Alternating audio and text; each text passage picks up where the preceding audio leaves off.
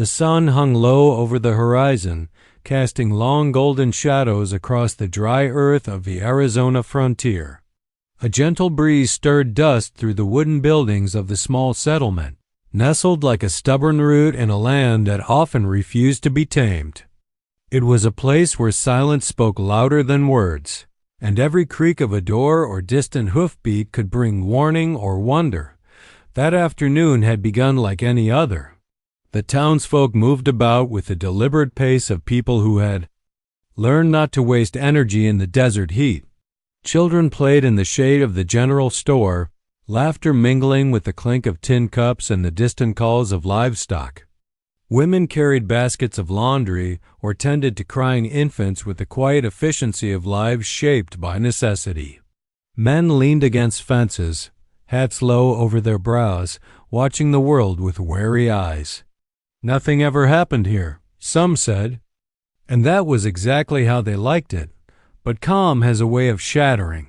Without warning, a shape appeared on the far edge of town, silhouetted against the shimmering heat of the open plain. One figure, alone, moving slowly yet deliberately. A horse was nearby, but its reins dragged behind it, unridden, tired, perhaps wounded. The man approaching was tall and lean, dressed in buckskin, his long black hair tied back with leather cord. His face was sharp, unreadable, and painted with streaks of faded war paint that time had not yet erased. In his arms, something small shifted wrapped in a faded blanket, emitting soft, hoarse cries. A baby. Gasps escaped from those who noticed first. Conversation stopped mid-sentence. Tools were set down. Mothers pulled their children closer. Apache. Someone muttered. Men reached for rifles. The town had lived with the uneasy awareness of nearby Apache bands for years. Raids came and went, sometimes close, sometimes only stories from passing traders. Most had never spoken to an Apache, let alone seen one this close. And now one was walking directly into the heart of their town with a baby in his arms. He didn't draw a weapon. He didn't raise his voice. His face showed no fear, only fatigue and purpose. Dust clung to his boots and clothing. Sweat ran in thin rivulets down his temples. But still he walked forward. Sheriff Tillman stepped into the street, hand resting on his revolver but not yet drawing it. "That's far enough," he said, his voice carrying over the silence. The Apache stopped. He looked around slowly, gaze lingering briefly on the townspeople, then back to the sheriff. He said nothing. At first, then he held the baby out slightly, as if an offering. "Milk," he said hoarsely. "Need milk." The word cut through the air like a blade. No one moved. The infant cried again, louder this time, desperate, hungry. The warrior shifted his grip gently, trying to soothe it, but the child would not settle. Its cries were dry and thin, the sound of a baby who had been hungry for too long. Among the bystanders, a woman stepped forward.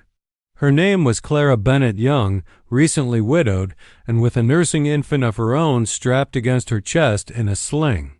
Her face was pale, but her eyes were steady as they met the Apache's. Clara didn't speak. She didn't ask permission. She simply walked toward him, ignoring the whispers and the sheriff's outstretched hand signaling her to stop. She reached him slowly, cautiously, and extended her arms. The Apache looked at her for a long moment, then down at the baby, then back to her. Whatever battle he fought in his heart at that moment, no one could see it. But finally, he surrendered the child into her waiting arms.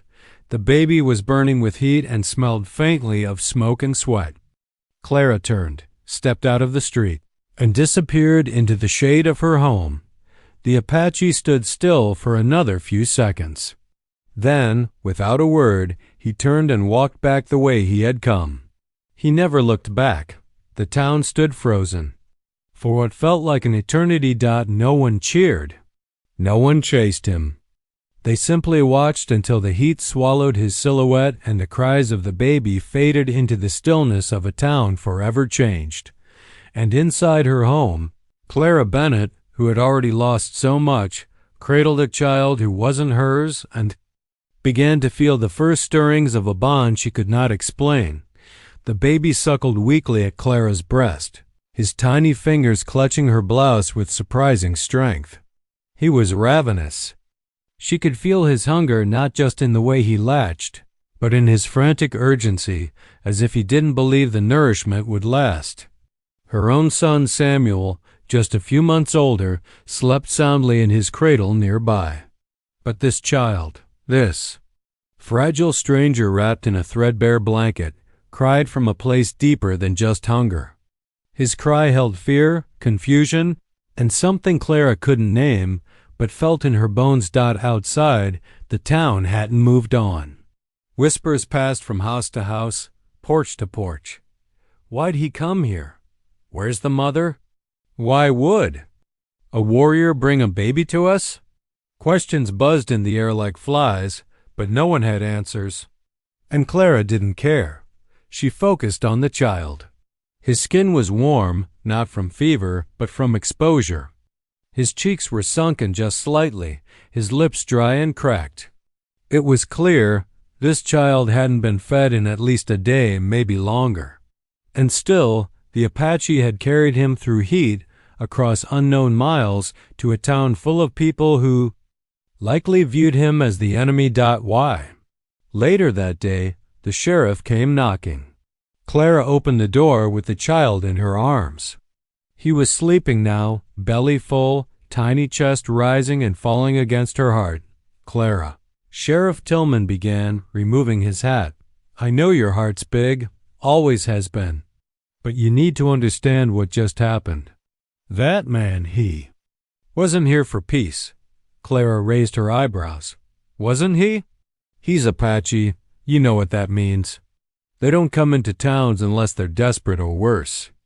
I'd say carrying a starving infant into a town where he knew he'd be hated qualifies as desperate, she replied coolly. The sheriff paused, uncomfortable. We just need to know what we're dealing with. Clara stepped aside, letting him glimpse the baby. You're dealing with a child, not a threat. He needed milk. That's what the man said. Just one word, milk. Not war, not help. Not even please. Just milk. Tillman nodded slowly, tipping his hat before walking away. But the unease in his posture lingered long after he left her porch. That night, Clara sat with the baby cradled in her arms, rocking gently as the oil lamp flickered. Samuel stirred in his sleep, fussed once, then settled. But this child, this Apache infant, slept with one fist clenched tight and his brow furrowed, as if sleep itself were a fight. Clara's mind spun with questions. Where was his mother? Had she died? Been left behind? Was this man his father, or merely a protector? And above all, why bring the baby to her? She tried to remember the warrior's eyes. They had been tired, yes. Hardened, but not cruel. There was pain there, deep, old pain, but something else, too. Trust or resignation? She couldn't tell. The next morning, she found something unusual. Tucked between the baby's swaddling, folded carefully into the edge of the worn blanket, was a small bundle of dried sage tied with leather cord. It was a gesture of what, she wasn't sure. A token? A blessing? Or a thank you? She kept it. Over the next few days, Clara did not see the warrior again. Scouts were sent to track his movements, but he had vanished into the wilderness like smoke. There was no trace of where he came from or where he was going. But the child remained. And with each passing hour, Clara felt the invisible thread tying her to him tighten. By the end of the week, the townspeople had named the baby Red, a simple name born from the reddish hue of his swaddle, but Clara disliked it. He deserved a name chosen with care, not one born of appearance or pity. She began calling him James after her late husband. Quietly, at first. just a whisper when no one else was listening. But as the baby's cheeks filled out and his eyes began to follow her across the room, James began to feel right. One evening, as she nursed both babies, Samuel on one breast, James on the other, Clara felt a strange sense of peace. Not the peace of silence or solitude, but of purpose. In that moment, her grief and confusion, the weight of her widowhood, even the wary stares of her neighbors all faded. She hadn't chosen this path, but she knew, somehow, she'd been chosen for it. The morning light filtered softly through the cotton curtains of Clara Bennett's home, casting pale lines across the floorboards. In the cradle near her bed, her own son, Samuel, babbled drowsily. But across the room, in a small makeshift bassinet, fashioned from an old laundry basket, James, no longer just the Apache baby in her mind, slept quietly, his breathing slow and even. For the first time since the warrior's appearance, Clara allowed herself to feel something like calm. But the town around her was not quiet. Whispers turned into words, and words turned into warnings. It began with small things. A neighbor, Mrs. Elkins, who once brought Clara soup after Samuel's birth, now crossed the street instead of passing her gate. The pastor's wife avoided eye contact during Sunday service. Even the grocer, who once let her buy on credit, now seemed unsure whether to hand her change directly or place it awkwardly on the counter. They didn't say it outright, not at first, but Clara knew. The child's dark hair, copper-toned skin, and sharp features marked him as different, as other. And for many in the settlement, different meant danger. The Apache were the unknowable enemy, the feared shadow beyond the trees. To bring one of them into your home, it was unnatural, dangerous. Some even muttered that it was betrayal, but Clara didn't see a threat. She saw a baby, and she saw herself years ago standing beside a shallow grave, her body hollow with grief as she buried her husband after the fever took him. She had been alone then, frightened, unsure of what came next. Now here was this child also alone, likely orphaned, possibly abandoned. In a world that had already taken too much from both of them, she couldn't turn away from that dot still. The unease grew. One evening, as she returned from the well, she found a scrap of parchment nailed to her front post. It was unsigned, the handwriting crude. Send it back to where it came from before it turns on you. She read it twice calmly and then burned it in the fireplace. But that night, as she rocked James in her arms, the weight of the town's judgment settled like a stone in her chest. She had to make a decision, not just a temporary act of kindness, not just feeding a hungry child, but something permanent. She had to choose whether she would keep him, not just for a day, not just until someone came for him. Forever. The question lingered with her long into the night. Could she raise an Apache boy in a white town? Could she protect him from their suspicion? Would he even be safe here? Or would her love for him put him in greater danger? She thought of the warrior, of the look in his eyes when he handed the baby over. It wasn't desperation alone. There had been something more there, something final. He hadn't intended to return. Why? What had driven a man like that, fierce, proud, to give up a child to strangers? Was it grief? A battlefield promise? Or perhaps the mother had died, and with her, the last shred of safety the baby had. Whatever. The reason, Clara knew one thing: he had trusted her. With no words, no explanation, no plea. Just a baby, and a hope too fragile to say aloud. By dawn, Clara had made her choice. She bathed James gently in warm water, careful to clean the dust from every crease of his small body. She rubbed his skin with oil, dressed him in fresh linens, and wrapped him in one of Samuel's softest blankets.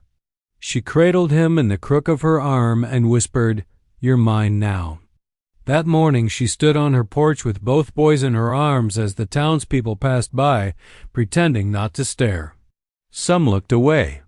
Others paused, their mouths twisting as if to say something cruel, but they said nothing. Clara didn't flinch. She greeted each passerby with calm, steady eyes. Let them talk. Let them think what they would. She hadn't taken in a stranger's child out of pity. She wasn't playing savior or martyr. She was a mother. Twice over now, and mothers don't abandon their children, no matter where they came from. Clara had known the rhythm of motherhood. She had learned it with Samuel, the slow, tender unraveling of self, the waking every few hours to soft cries in the dark, the way a baby's breath against your skin could ease pain you didn't know you carried. But nothing prepared her for how different, and yet how familiar, it felt with James. At first, it was just routine. Feeding him, changing him, rocking him when he cried. He didn't smile much. He didn't coo like Samuel had, or respond to lullabies with bright eyes. James had a quietness to him, a heavy silence that felt older than his weeks on earth. His small face held a kind of guarded stillness, like someone braced against a world he didn't trust. Clara knew that kind of silence. It lived in her too, had lived in her since James Bennett, her husband, passed away and left a hollow ache in the walls of their little home. In James the baby, she recognized the ghost of grief. She spoke to him anyway, not in words meant to comfort, but simply to include. She spoke while folding laundry, cooking meals, or sweeping the porch. Sometimes she told him stories about how the creek ran faster after rainstorms, or how Samuel always tried to eat the daisies. Other times, she said nothing at all, just letting him hear her voice as her hands moved gently over his small form. First time James reached for her, it was barely more than a flinch. She had leaned over his basket, adjusting his blanket, and his tiny fingers brushed the edge of her sleeve, then held it tightly. Not out of curiosity, not playfully, but with a grasp that said, "Don't leave." Clara stilled. She looked into his eyes, wide and dark like the night sky above the canyons, and for the first time she saw something shift there. Not trust, not yet, but a question, and she answered it the only way she knew how, by lifting him gently into her arms and holding him close, as long as he would let her. From then on, things began to change quietly and gradually. James cried less, not because he was growing out of it, but because he began to understand that someone would come when he did. That his cries were not falling into the void. At night, when both babies stirred, Clara would often find James awake already, eyes watching the shadows on the ceiling. He didn't cry unless Samuel did. He seemed to wait silent and patient as if unsure he had the right to ask. That broke her heart more than any scream could have. So she started lifting him first. She would carry him to the rocking chair, pressing his body against hers, whispering nonsense words and lullabies that weren't from any book. Just her voice and her warmth, and her arms wrapped tightly around the baby who hadn't yet decided if the world was safe. She didn't rush him. When Samuel giggled, James only watched, hesitant. When Clara kissed her son's cheeks and tickled his toes, she made sure to do the same for James, even if he didn't yet react. And slowly, over the course of days that felt like tiny miracles, James began to change. The first time he smiled, Clara was caught off guard. She had just bathed his skin smelling of lavender and soap, and was wrapping him in a soft towel when he looked up and grinned. It wasn't wide or long, but it was real. Clara froze, then smiled back, her eyes filling with tears. "There you are," she whispered. From then on, James began to look at her, not past her, not through her, but at her. He tracked her with his eyes when she left the room. He fussed when she handed him to someone else, even just to set him down. His hands began to relax when she held him. His sleep deepened. His breathing grew softer. It wasn't a dramatic transformation. There were still hard days, still nights when he seemed lost in dreams that made his small body tremble, Still glares from townsfolk who saw him not as a child, but a symbol. But Clara didn't waver, because with each passing day, James was no longer a child she had taken in. He was simply her son. No one had told her how to mother a child who carried the legacy of another world and other people, another pain, but love didn't ask for instruction. It simply demanded presence, and Clara was there, with her arms, her voice, her heart wide open, waiting. The warrior never gave his name. He came into town like a shadow, left like smoke, and was gone before most could decide whether to load their rifles or offer a hand. But his presence lingered in the wary glances of the townsfolk, in the quiet tension between porch rails and picket fences, and most of all, in the baby he left behind. Clara never expected to see him again, but she thought of him every time James whimpered in his sleep or flinched at sudden noises. She wondered what burdens the man had carried across that wide, empty land. What grief had silenced his tongue and hollowed his eyes? What desperation had forced him to cross the invisible border between us and them, risking death for a few ounces of milk? Had he been the child's father? She would never know. But there was something in the way he'd held the baby, not with fear or awkwardness, but with sorrow and resolve, as if letting go was the final duty of a man already drowning. And he had let go. Not just in action, but in spirit. He had disappeared into the wild. The scouts who had gone after him returned empty-handed. No prints, no campsite, no signs of other Apache nearby. Just dust and wind and the eerie feeling of being watched from. Somewhere beyond the ridgeline. Sheriff Tillman, for his part, had argued they let it be. He left the child, he said gruffly, and I reckon he meant to. If he comes back, we'll deal with it then. But Clara knew, deep down, that he wouldn't. This wasn't a man who abandoned responsibility. This was a man who surrendered to it, who gave his final ounce of hope to a stranger and walked into the unknown with nothing but a whisper left behind. Still, for weeks, Clara kept looking. Whenever she was outside, tending her small garden or walking to the well, she found herself scanning the tree line, watching the distant hills for movement, listening for the soft beat of hooves or the rustle of leather in the wind. Nothing came. But one morning, something changed. It was early, just past dawn, when Clara found the sage. It was tucked inside the wooden slats of her porch railing, right where she often stood to rock James in the evening. A tight bundle, bound again with the same kind of leather cord she'd found in the baby's blanket. Hadn't been there the night before. She froze, fingers grazing the small package. Her heart pounded not in fear, but in something closer, to awe. He had returned, not to take the child, not to speak, not even to be seen, but to check.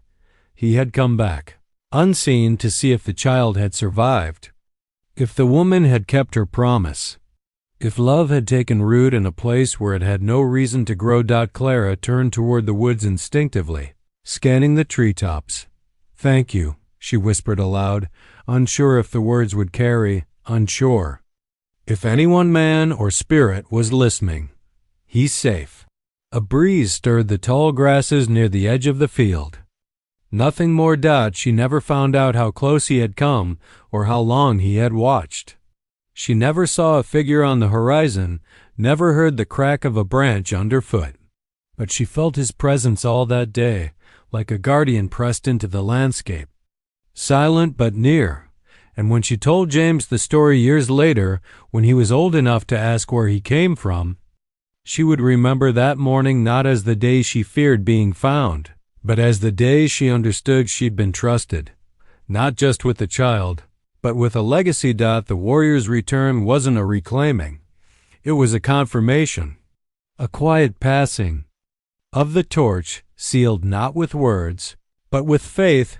She placed the sage bundle on the mantel above the hearth, beside a faded photo of her late husband, a symbol of two men, one lost to sickness, the other to sorrow, both of whom had left her with something precious to protect.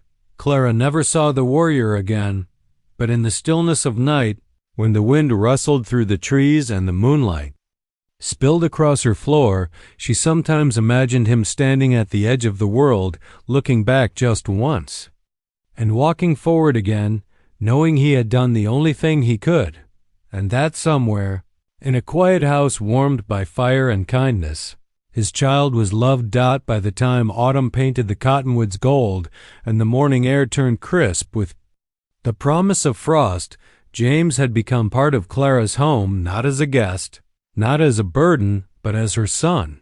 The town didn't speak it aloud, but they watched. Some, like old Mrs. Grady from the bakery, softened over time. She had begun to nod at Clara again, and even gave her a small bag of flour one morning without asking for payment. Others held their silence with folded arms and thin lips. And a few, mostly men who had lost something to Apache raids, refused to look at Clara at all. Still, Clara moved forward, quietly, stubbornly, lovingly. James and Samuel grew side by side. Samuel was larger, louder, always reaching, always laughing. James was quieter, more observant. He didn't compete for affection, he never had to. Clara made sure he knew he didn't need to. She built his life carefully. Not as a replacement, not as charity, but as family. There were adjustments, of course. She had to find ways to explain to Samuel, as he grew, why he and his brother didn't look the same. Why some people looked at James with confusion or cruelty. She answered gently but honestly, never painting false stories or easy answers. James came from someone very brave, she'd say, someone who loved him enough to let him go so he could be safe. Samuel had accepted that for a long time. Children often understand love better than adults do, but the world outside, their home was less kind. Other children began to ask questions. Some repeated the things they heard at their dinner tables. Is he a savage? Is he dangerous? Why doesn't he talk much? Clara did her best to shield James, but she couldn't build walls high enough to keep out every cruel whisper. One afternoon, she found him sitting alone under the old sycamore tree behind the house, picking at the bark with his small fingers. His eyes were wet, but he didn't cry. "Did someone say something to you?" she asked, kneeling beside him. James nodded but said nothing. Clara didn't ask who. She didn't need to. Instead, she reached into her pocket and pulled out the sage bundle, the one the warrior had left. It had dried and faded, but she'd kept it with her ever since. "This," she said, "was given to me the day you came into my life. A man left it here to show me he trusted me with you, that you were worth everything, that you were a gift." James looked at the bundle, then at her.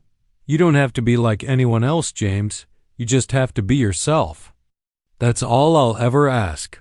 He leaned into her slowly, rested his forehead against her chest, and let out a soft sigh, small, but full of the pain and comfort that only a child can feel at the same time. That was how life moved forward. Clara grew vegetables in the back, patched clothes when she could, and took in laundry for extra coin. She worked harder than she ever had before, but her home was filled with the sounds of two boys growing strong, laughing, squabbling, running, learning. Their footsteps echoed across her porch, up her stairs, and through her life like a song. She hadn't known she needed at church. She sat near the back with both boys at her side. When people stared, she met their gaze without blinking. When people smiled, she returned it with quiet grace. She didn't beg for acceptance. She didn't argue, she simply lived, and slowly, the town began to adjust, not by understanding, not completely, but by getting used to the idea that maybe things didn't need to fit perfectly to be right. Children began to play with James at the edge of the schoolyard. A local woman offered to teach both boys their letters. A few men began tipping their hats again when Clara passed. It wasn't full acceptance, but it was room for a life, room to breathe, room to begin again. And for Clara, that was enough. Because love, real love, doesn't demand perfection. It just asks for the courage to begin again and again, each day, each year. In laughter, in hardship, in silence. In joy, and in the beating hearts of two boys who had, by fate or faith, become brothers. By the time James turned 7, he knew he was different. It wasn't just the color of his skin or the shape of his eyes. It was in the questions people didn't ask and the ones they did. It was in the way strangers looked at Clara, then at him, then quickly away. It was in the whispered comments at the general store, or the quiet hush that fell when he walked into a room with his brother. At home, he felt safe. At home, he was Clara's son Samuel's brother, a boy who loved to read and carve sticks into animals and fall asleep beside the fire with a book across his chest. But outside, the world reminded him that he didn't quite belong.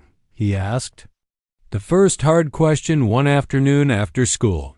Clara was peeling apples at the kitchen table, humming softly, when James sat down across from her with his hands folded neatly in his lap.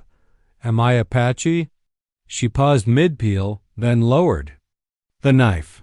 Her eyes met his steady, clear. "Yes," she said. "You are." He didn't respond right away. He didn't cry or look confused. He had known it somehow, but needed to hear her say it. "Was he my father?" James asked, his voice quiet. "The man who gave me to you?" Clara drew in a slow breath. "I don't know for sure," she admitted, "but I think he loved you. Enough to give you a chance. Enough to leave you with someone who could keep you safe." James was silent again. Then, "Did my mother die?" Clara nodded. "I believe so. I wish I could tell you more." James looked down at the table. "I don't remember her. That's not your fault." He blinked a few times. Then, almost shyly, "Do you think she would have liked you?" Clara smiled through the ache in her chest. "I hope so. I like to believe she chose me too, in some way."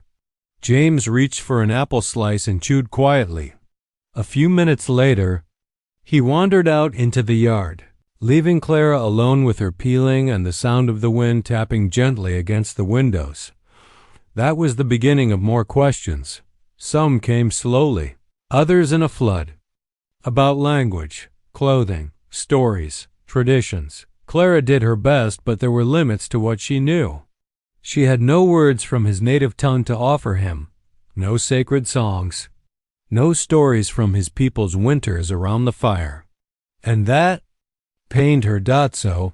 She sought out what she could. She found an old trader who had spent time among the Apache and asked him what he knew. She bought books, though most were written by white men and filled with bias, and read them to James carefully, translating the parts that felt honest and kind. She saved a little each month, hoping one day to take him to a reservation where he might meet others who shared his blood, his ancestry, his lost heritage. And she told him this over and over: "You were born Apache. That's part of you, and it always will be. And you are also my son. You don't have to choose one. You can be both." But that balance wasn't always easy. At school, James was sometimes taunted. "Half-boy," they'd call him, though he was fully Apache. "Savage" was another name a boy once used before Samuel punched him square in the jaw. Clara was called to the school for that incident, and though she scolded Samuel gently, she baked him a pie that night all the same. James bore it quietly, though not without hurt. He often felt like he lived between two worlds, unable to walk fully in either. Too Apache for the white children, too removed from his own people to know what it meant to be one of them. But what James didn't see, what Clara saw every day, was how strong he was becoming. He was thoughtful, observant, kind in ways that required courage. He stood up for his brother, for other children who were picked on. He worked hard at his studies. He learned to ride, to hunt, to read the weather and the clouds, and to tie knots his mother couldn't undo. He had the heart of a warrior and the gentleness of a poet, and he loved Clara not with loud declarations, but with silent devotion, in the way he always brought in firewood without asking, in how he curled beside her during thunderstorms, in the way he called her Mama, even when others gave him strange looks for doing so. One night, as he turned 10, he asked her, "Will I ever meet my people?" Clara held his hand. "I hope you will, and I'll help you find them when you're ready," he nodded, "but I won't stop being your son." Her eyes filled with tears. "You never could." James was 12 when the incident at the church happened. Up until then, the town's discomfort had remained mostly quiet-eyed smiles, turned backs, muttered comments just out of earshot, but nothing outright cruel. Clara had believed perhaps, hoped that time had softened the edges of suspicion, that people, having watched James grow from infant to boy, would come to see what she saw, a thoughtful, kind, respectful child, no different in dignity or worth than any other. She was wrong. It was a Sunday morning in spring, the sun warm and bright, the chapel doors wide open to let in the breeze. Clara, as always, walked to service with Beau Samuel in a pressed shirt. James and one Clara had mended 3 times but kept clean and neatly tucked. They took their usual spot in the back row, next to the Harveys, who had long since stopped making a fuss about seating arrangements. But this time, Reverend Whitlow hesitated. He stood at the pulpit, his eyes scanning the congregation before finally landing on James. There was a flicker of something Clara hadn't seen from him before. Not warmth, not welcome. Something colder. And then, mid-sermon, the Reverend said, "We must remember that charity has its limits. That we are called to raise up our own, not to blur the lines God has drawn between tribes and peoples." The air in the chapel thickened. A few heads turned. Clara felt the words like a slap, sharp and sudden. She looked down at James. His face was still, his eyes fixed forward, but she could see the way his fingers clenched the wooden edge of the pew. Samuel looked up at her, confused and angry. Clara stood. Without a word, she took James's hand in one of hers and Samuel's in the other and led them out. The heavy chapel doors closed behind them with a hollow thud, cutting off the end of the sermon like a blade. That afternoon, she received 3 visits, one from Mrs. Grady with cinnamon bread and a few awkward words about not meaning offense. One from the school teacher who said she hoped this wouldn't affect the boy's education, and one from Sheriff Tillman who simply tipped his hat and said, "I'm sorry." But none of it changed what had happened. James didn't speak about it for 2 days. Then, as he was chopping wood behind the house, he said he didn't have to say it. Everyone already knew. Clara wiped her hands on her apron and walked over to him. "You are not their shame, James." He stopped. "Then why do they look at me like I'm a mistake?" She didn't have an easy answer. Because they're afraid of what they don't understand, and afraid of what doesn't fit the story they tell themselves. James looked at her, eyes heavy with something deeper than childhood. "But I didn't choose this." "No, she said softly, "but you can choose what you become." That moment marked a shift. James grew quieter in public, more cautious. He walked a little more stiffly through town, his eyes lower, his words chosen more carefully. But he also grew stronger within. He began asking more questions about the Apache, not just the myths or the stories told by outsiders, but the truth. He wanted to know his people not as the other, but as his. Clara did all she could to help. She wrote letters to nearby reservations. She found an elder and Apache man who had once traded with her husband, who agreed to speak with James, to teach him words and stories, to answer his questions without judgment. They met quietly, at first, behind the livery stable or down by the creek. Later, the man began joining them for supper on occasion. The town noticed, but said little. Clara had long since stopped asking for their approval. What mattered now was that James had someone who could give him back pieces of himself. His language, his roots, his pride. But not all challenges were so visible. One day, while walking home from the mill, James returned with a torn shirt and a split lip. Samuel was with him, fists bruised, eyes blazing. They called him a thief. Samuel spat. He didn't do anything. They just said it. James looked away, wiping the blood from his mouth. Clara held him close that night, closer than she had in years. And as she rocked him, she whispered, "You are not what they fear. You are what I love." James didn't cry, but he stayed in her arms until the fire burned low. She knew this wouldn't be the last time he faced hatred. But she also knew this.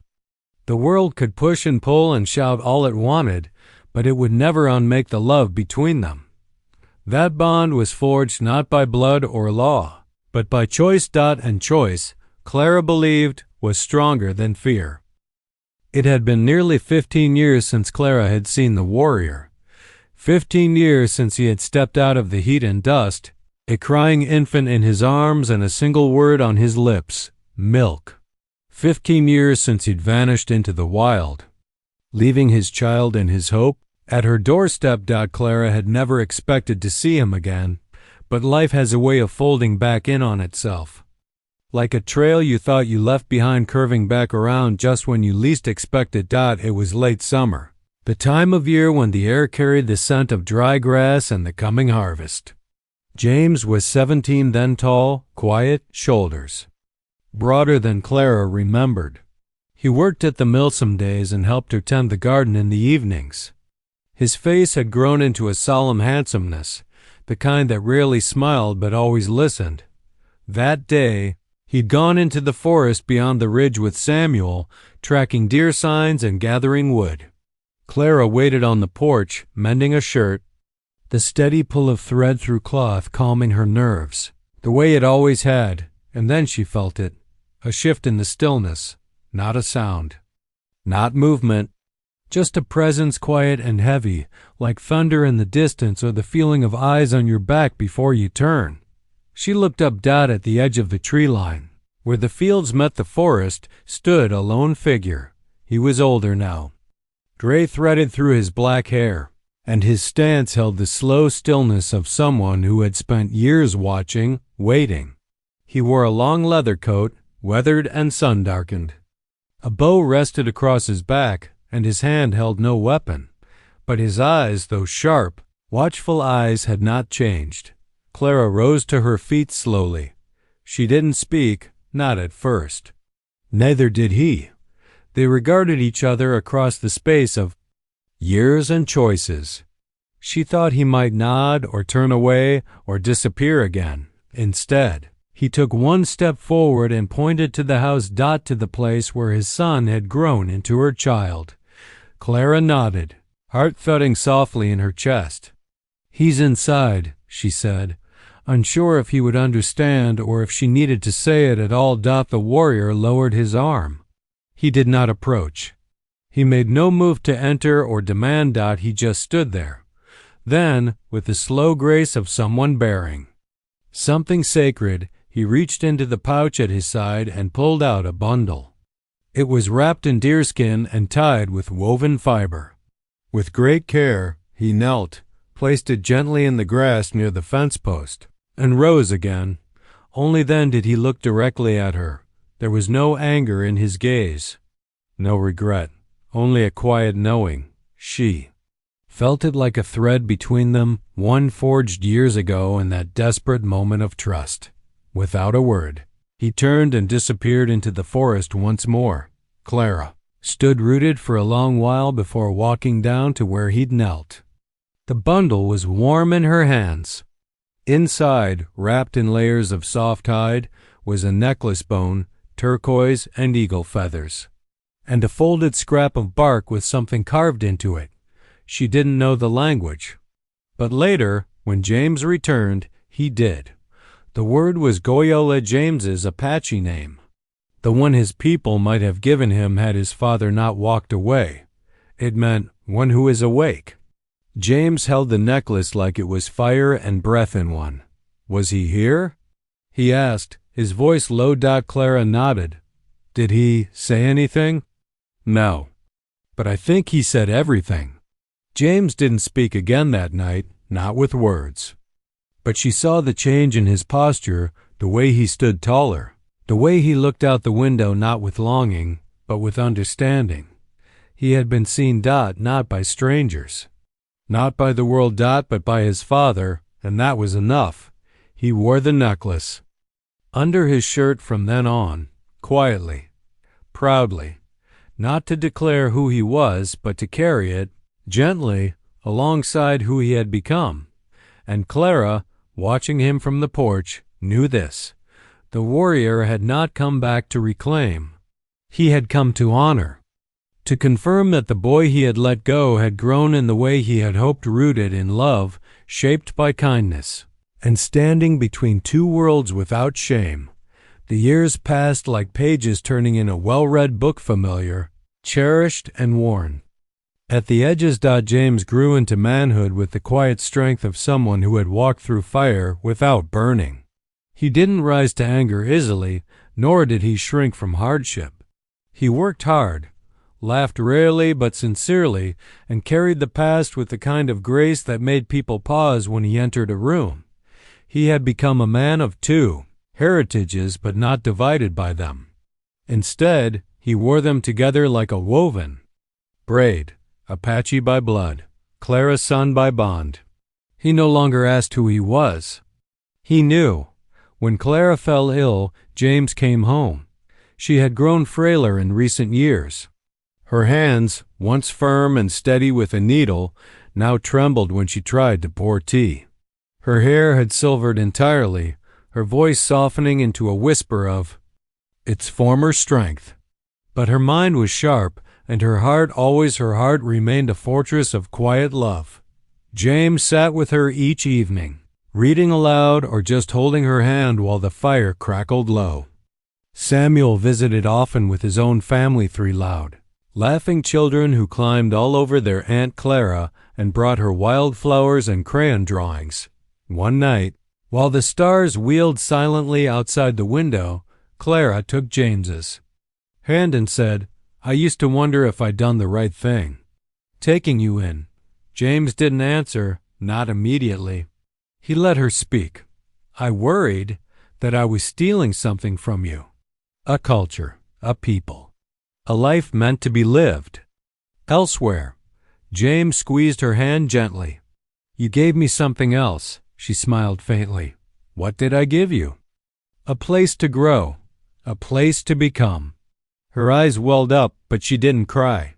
Instead, she whispered, You were always my son, James, not by blood, but in every other way that counts. I know, he said, and he did. When she passed, it was quiet. James was there. So was Samuel. They held her hands as she slipped away peacefully, without fear. The sun was rising outside the window, and the birds had just begun to sing.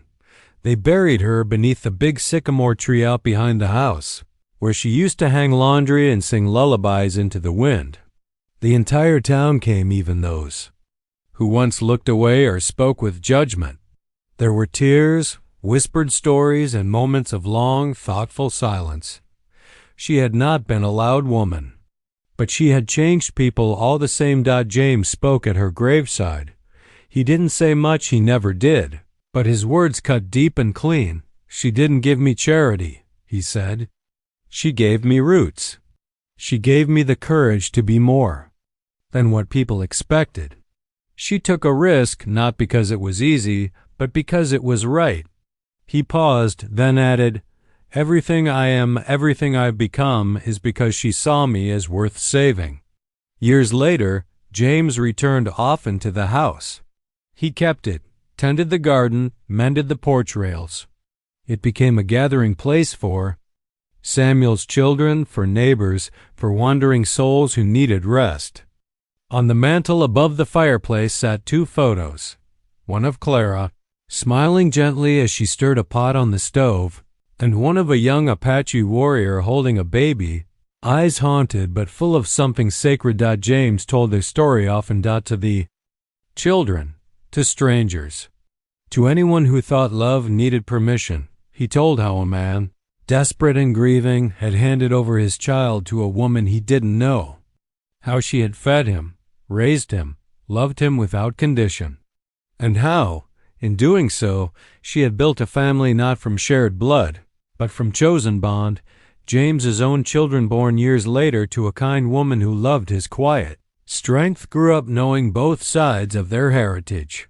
He taught them Apache words beside the same fire Clara once lit. He taught them how to read from the same book she used.